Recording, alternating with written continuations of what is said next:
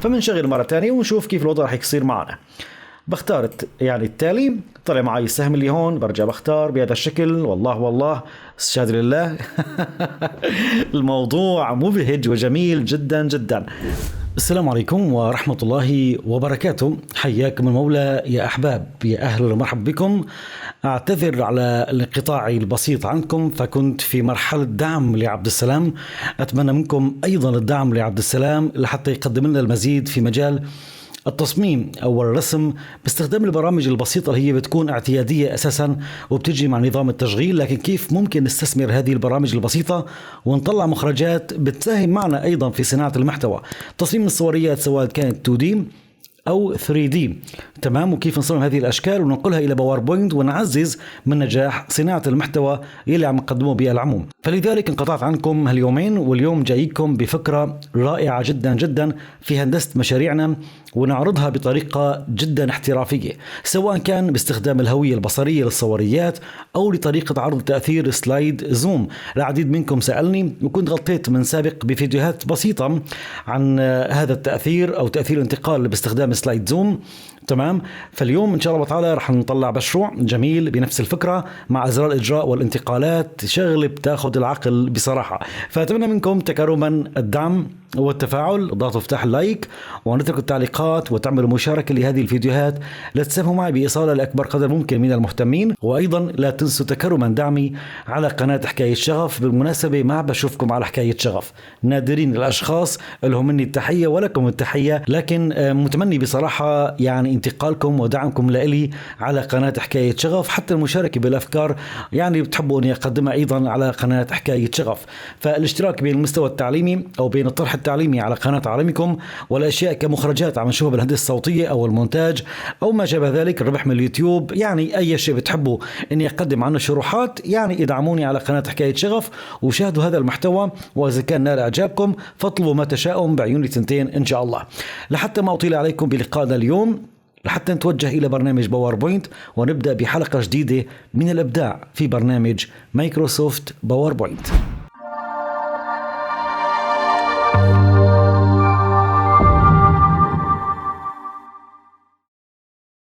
بداية أصدقائي، أنا كنت مجهز عرض بسيط ل6 شرائح مع شريحة رئيسية، بصيروا عندي 7 شرائح.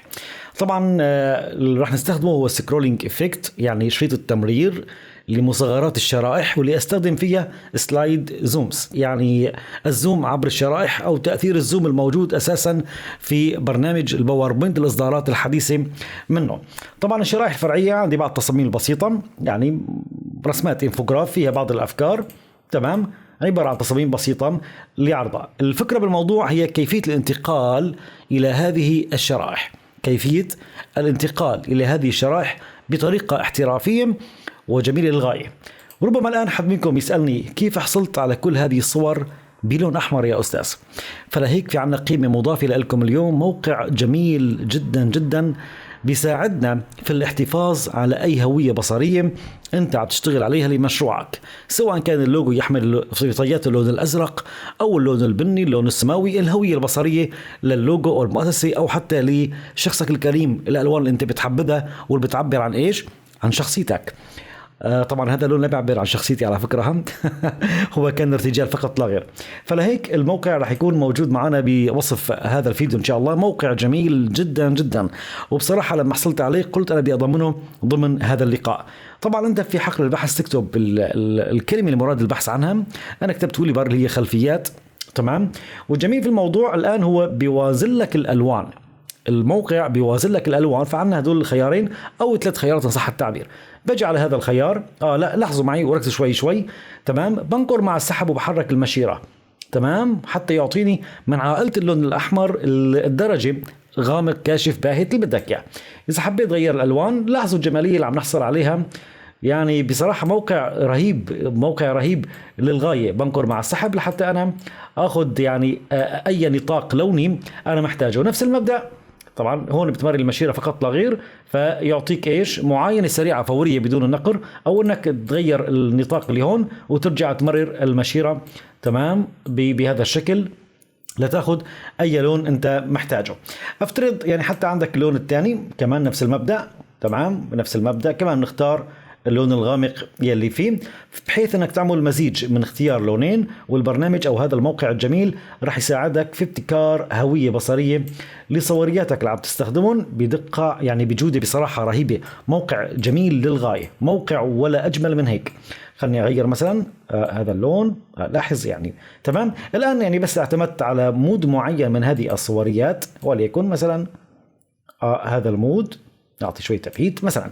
هذا المود أعجبك ناسبك، بكل بساطة تنزل وتستعرض صوريات، الصورة يلي بتعجبك بنكر عليها لمرة واحدة، هذا مفتاح الداونلود بكل بساطة واختصار. بعد ما تحمل الصوريات بترجع إلى برنامج الباوربوينت، بتنشئ شريحة جديدة، يعني مثلا تختار نيو سلايد، تمام، بنكر باليمين بتوجه إلى فورمات باك جراوند وبنختار بيكتشر، بتحدد مكان وجود الصورة فيتم تحميلها إلى الشريحة مباشرة. طبعا هذا بما يخص يعني تجهيز الهوية البصرية ايش للمشروع بالعموم.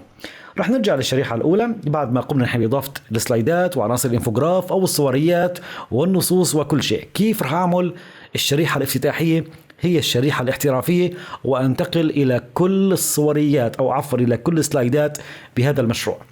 ركز معي شوي. رح توجه إلى قائمة الانسيرت، في عندي شيء اللي هي إدراج، في عندي شيء اسمه زوم، بجي بختار سلايد زوم وبجي بحدد كل الشرائح ما عدا الشريحة الرئيسية. بكل بساطة يعني بنحددهم، فهو بعد ما اقول له انسرت راح يجيب لي مصغرات لايش لكل هذه الشرائح، راح يجيب لي ايش مصغرات. طبعا هو البرنامج اعطاني اشارة لوجود تاب جديد او قائمة جديدة تسمى الزوم، تمام، لهذه العناصر. طبعا وانا محددهم كلياتهم لا يمكن التعامل مع عديد من الاوامر الاجراءات، فلهيك انا راح اخذ تركاية وحدة. خلني اسحبهم الى الاسفل. اول شيء نسحبها الاسفل شوي كمان، تمام.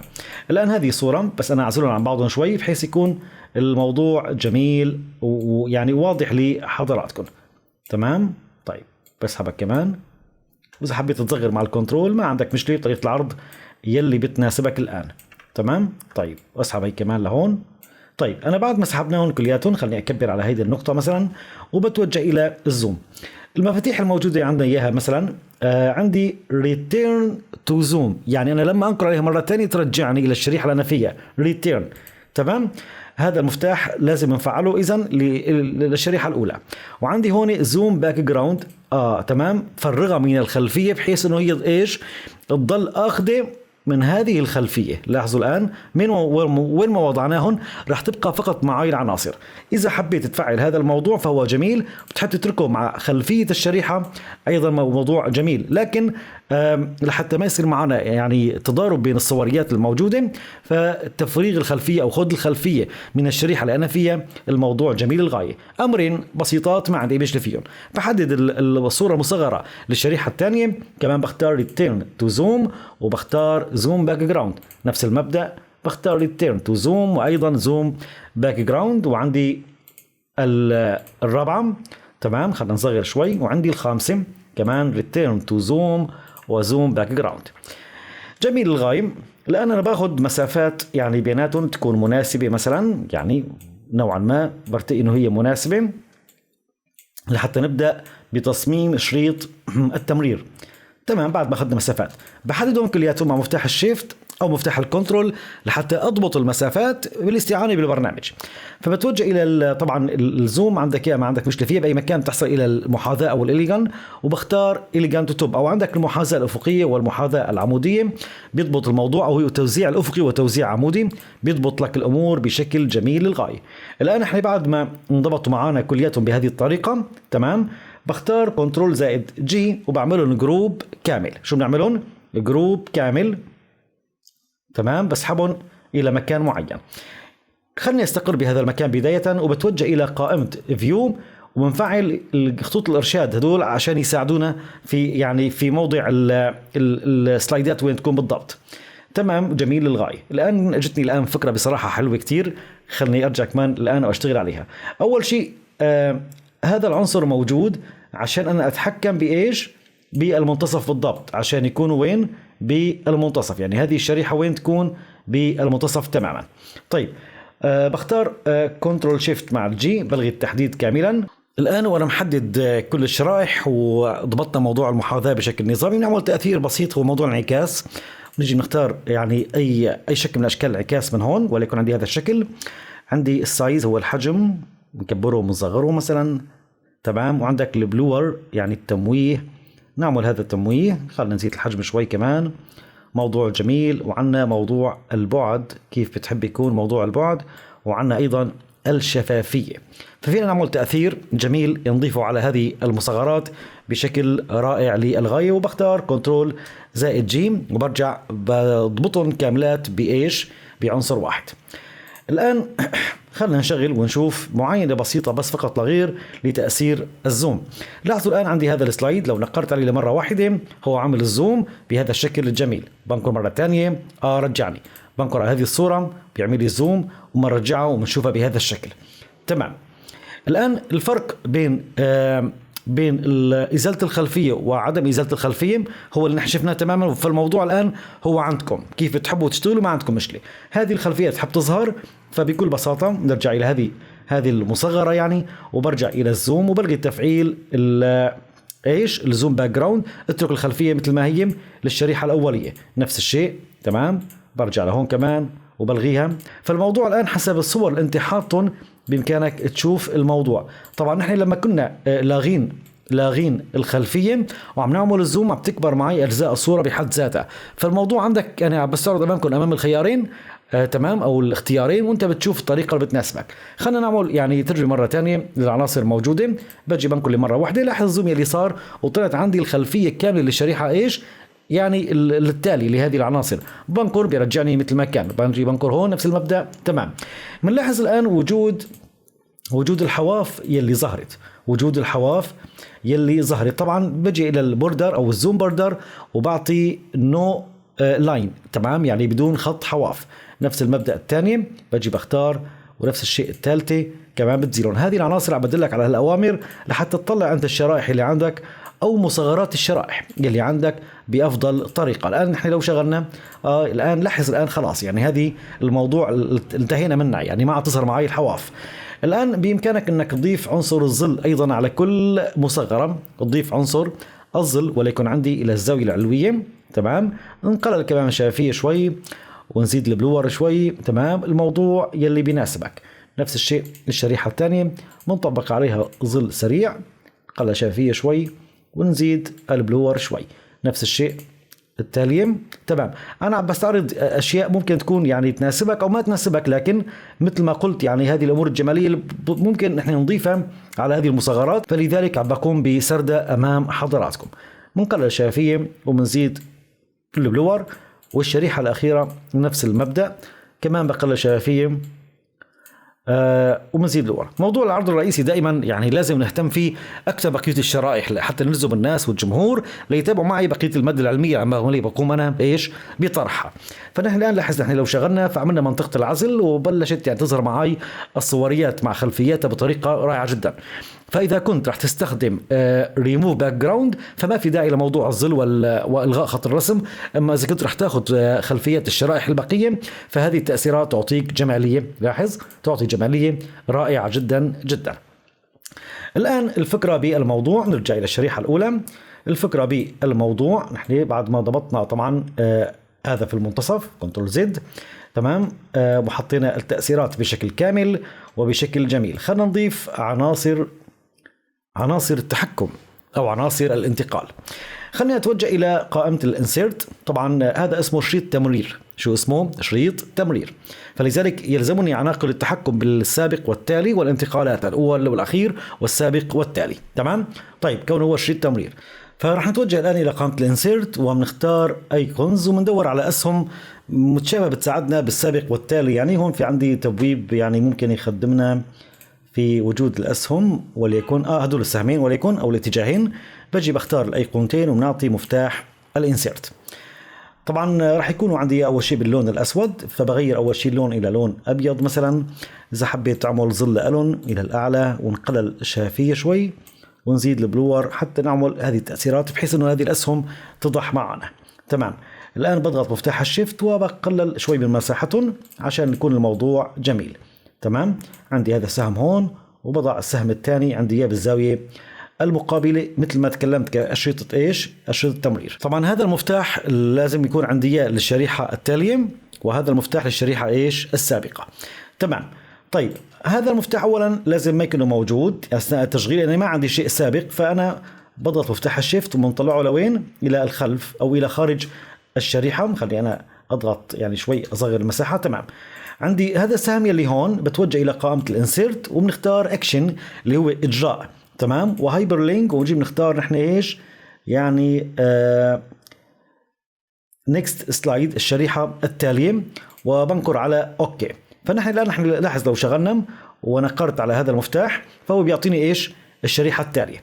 لكن الشريحة اللي بدي اياها انا التالية مش هذه الشريحة، لكن تطلع لي شريط تمرير يحرك الشريحة. فلهيك بجي بختار ديبليكيت للشريحة الرئيسية نفسها، ديبليكيت للشريحة الرئيسية نفسها، وبجي على هذا الجروب وبنكر مع السحب مع مفتاح الشيفت، وبحرك الى تقريبا الى هذا المنتصف تماما. وبنختار من الانتقالات تأثير مورف. شو بنختار؟ تأثير مورف، ورح يطلع الشيء المثير والجمالي الآن يعني بهذا الشكل. طيب الآن خلني أشغل ونشوف الوضع. إذا حبيت تفوت إلى الشريحة وتطلع من الشريحة، هذا اتفقنا عليه بتأثير الزوم نفسه. لكن وجود شيء تمرير لما رح أنكر، لاحظ الآن الجمالية. تمام. شيء يعني جميل جدا جدا بتأثير المورف. الآن أنا بالشريحة الثانية هذه اللي ظهرت لي بدي يظهر سهم الرجوع، لأن أنا صار في عندي شيء اسمه رجوع. تمام. فلهيك هذا السهم برجع بنكر عليه وبضغط على الشيفت وبحركه لوين؟ لليمين حتى يظهر، لحتى يظهر. طبعا ونحن اخذين تأثير مورف حتى للشريحة رقم 2، لكن بدي اعمل له اجراء اللي هو لاست الشريحة السابقة. فبتوجه الى الانسيرت وبنختار اكشن وبنعطي هايبر لينك تو الشريحة السابقة وبختار اوكي. الان خلنا نشغل ونشوف كيف صار معنا الموضوع. لو نقرت عليه تمام راح يرجعني تمام بهذا الشكل. لاحظوا الظهور يلي ظهر فيه، لكن في عندي موضوع القطع يلي صار، فخلنا نعالجه بأن نضيف التأثير مرة تانية إلى الشريحة الأولى. بختار أيضا مورف، فمنشغل مرة تانية ونشوف كيف الوضع راح يصير معنا. بختار يعني التالي، طلع معي السهم اللي هون، برجع بختار بهذا الشكل. والله استشهد لله الموضوع مبهج وجميل جدا جدا. تمام. أنا شخصيا يسعدني أثناء تقديم مثل هذه النماذج، فما بالك أنت لما تروح تصمم وتقدم حلقة بحث، مشروع تخرج، محاضرة تدريبية تكون احترافية، وتبذل جهدك بهذه التقاني وتقدمها للناس. يعني أنا والله أتابع تعليقات الكثيرين من حضراتكم، فعلى يعني يبشروني والله إنه أخذوا علامات تامة في مشاريع تخرج وحلقات بحث بناء على الأفكار العمالي بنقدمها، فالأمر يشجعني دائما إني أقدم لكم المزيد. طيب الآن جميل غاية، بعطي سكيب بنفس الطريقة، بنجي بنقر باليمين وبختار ديبليكيت سلايد، وبجي بستعرض الشريحة رقم مثل، بضغط على الشيفت طبعا وبنكر مع التحريك وبجي بنكر على الشكل كامل مع التحريك لحتى أنا إيش أعمل المنتصف يلي هون. تمام. وبرجع بعطي كمان ديبليكيت سلايد مرة تانية. تمام. خلاص العناصر أصبحت كلها واضحة وجميلة. بضغط على مفتاح الشيفت وبحرك لهون تماما بهذا الشكل. وكمان إذا حبيت ترجع تعمل ديبليكيت سلايد ما عندك مشكلة، لكن ما في داعي لأنه هذه آخر شريحة هي موجودة، لكن فقط لحتى نحن نعطي خبر أن هذه يعني ما ضل عندي شيء اسمه السابق. فبضغط على مفتاح الشيفت، طبعا خلينا نصغر شوي. تمام. وهذا بنطلعه إلى الخلف إذا حبيت. الموضوع الآن هو عندك في تخصيص الحركات للأسهم الذهاب والإياب. نعطي السابق. تمام. خلينا نشوف الشرائح كاملة بهذا الشكل. تمام. التالي والتالي خلاص يعني لما ذهب إلى الخارج فيعطيني أنا ما ضل عندي شرائح تانية، خلاص هذه آخر شريحة. تمام. بنفس الطريقة بعمل يمين كمان وبرجع بعمل لليسار، وبشوف في الشريط التمرير الاحترافي لمصغرات الشرائح. نفس المبدأ، لما برجع الأخير بيرجع بيختفي معي هذا السهم، بمعنى أنه ما ضل عندي شيء أنكر عليه. وين ما كنت تكون الآن يعني بأي شريحة كنت بإمكانك تنكر على إيش. تمام. وبترجع إلى المكان اللي كنت عليه بهذا الشكل. برجع بنكر على هذه الشريحة وأشوف محتواها وبرجع بنكر. تمام. في بس ملاحظة صارت معي هون إنه هذه الأسهم تكون خارج الشرائح، هذه الأسهم إيش تكون خارج الشرائح لحتى يعني ما تظهر، لأن هو زوم. فهمت علي كيف؟ لأن هو عبارة عن زوم حتى ما تظهر أجزاء. ففقط أرجع لهون مثلا عندي هذه أضغط شيفت وأحركها لليمين شوي. تمام. وهذه أيضا بحركها لليسار شوي. تمام. طيب الشريحة اللي قبلها كمان بنفس الطريقة مع مفتاح الشيفت أبعدها فقط عن الشريحة حتى مشان أثناء الزوم ما يطلع حوافل السهم ويكونها موجودة، بس فقط لا غير. بسحبها لهون والموضوع جميل للغاية يا أصدقائي. الآن بقي عندي أمر جميل محسن نضيفه للانتقال إلى آخر سلايد والعودة إلى أول سلايد مشان يكون معك عنصر التحكم كامل بهذا المشروع. خلني طبعا بالشريحة رقم 1 بتوجه إلى قائمة الانسيرت، ومن شيبس اللي هي أشكال نختار شكل بيضاوي وبنكر مع السحب حتى أرسم دائرة بمساحة معينة صغيرة يعني بهذا الشكل. بختار الآلة بدون تعبئة أو بتعبئة، الموضوع بيعود لك الآن بموضوع التنسيق. راح أشتغل أنا بدون تعبئة، واللون للحواف يكون عندي أبيض، وبنعطي سماكم مثلا بهذا الشكل. طيب خلني أسحبها إلى منتصف الشريحة واللي يكون عندي لهون. تمام. وبختار الآلة كنترول زائد دي تكرار، وبنسحب الثانية لهون. بالضبط. الآن نحن بالبداية، فبدي أعطي ترميز أنه نحن بالبداية، فلهيك هذه الصورة أو هذا الرمز هذا الشكل بلونه بأي لون، أبيض أو أسود، أي لون أنت بتحب يعني. تمام. أو بالعكس بتختار وحدة معبأة وحدة مفرغة، الطريقة اللي بتناسبك ما عندك مشكلة فيها. تمام. الآن للانتقال إلى آخر شريحة شو عنوانه عندي هون؟ عنوانه 4، فبجي إلى هذا الشكل المراد نقرأ عليه مثلا. تمام. وبتوجه إلى قائمة الانسيرت وبنجي إلى أكشن وبنختار من هايبر لينك 2 بنختار سلايد الشريحة رقم 4 وبنعطي اوكي. بحدد تنتين وبختار كنترول زائد سي وبنروح إلى الشريحة رقم 4 وبنختار كنترول زائد في. الشكل هاد رح ألغي منه الأكشن بقى له هون نون، وبختار تعبئتهم يعني هذه الفورمات شيب بتكون باللون الأبيض، والتاني بختارها بدون تعبئة وبتوجه إلى insert وإلى أكشن اللي هي إجراء، وبعطيه ارتباط تشعبي إلى الشريحة رقم 1 وبنقول له أوكي. خلينا نرجع الشريحة الأولى ونبدأ بالتشغيل ونشوف كيف صار معنا العرض. إذا حبيت انتقل إلى آخر شريحة مباشرة فبنقر على هذا الشكل فيعطيني آخر شريحة مباشرة، وإذا حبيت أرجع إلى أول شريحة برجع إلى أول شريحة مثل ما أنا شايفين. وإذا حبيت أنك تنتقل شريحة بالأسهم فالموضوع أيضا هو عندك. أتمنى إن شاء الله أكون قدمت لحضراتكم شيء جميل والنافع واللائق فيكم. كالمعتاد فتكرما محتاج دعمكم على قناة حكاية شغف، وأيضا في دورة أو دبلوم التصميم المتكامل لهندسة المشاريع الاحترافية في برنامج باوربوينت. بأي وقت بإمكانكم التواصل معي وطلب الفيديوهات الدورة بالعموم مباشرة. طبعا فيها مخزون علمي جميل للغاية سواء كان في الباوربوينت وكل البرامج المساعدة للباوربوينت، OBS، أدوبي إديشن، التعليق الصوتي، الهندسة الصوتية، والمواقع اللي بتساعدني أيضا من فوتوبيا، فوتوشوب، إليستريتور، أدوبي بريمير، العديد من هذه المواقع اللي بتخدمني في صناعة المحتوى. في الدبلوم احترافي ومتكامل يعني لصناعة المحتوى في برنامج باوربوينت أو في تصميم البرامج بالعموم. فأي حد بأي وقت بيرغب في الاتصال والتواصل معي، طبعا الرابط الخاص بنقلك إلى الواتساب والتحدث مباشرة راح يكون موجود بوصف هذا الفيديو، وطلب فيديوهات الدورة بأي وقت تشاء إن شاء الله، أو الاستعلام عن مسارها أو الشهادات المعتمدة واللي بيخطر على بالك. أنا معكم على دوام إن شاء الله. ألقاكم على خير ودمتم في رعاية الله، والسلام عليكم ورحمة الله وبركاته.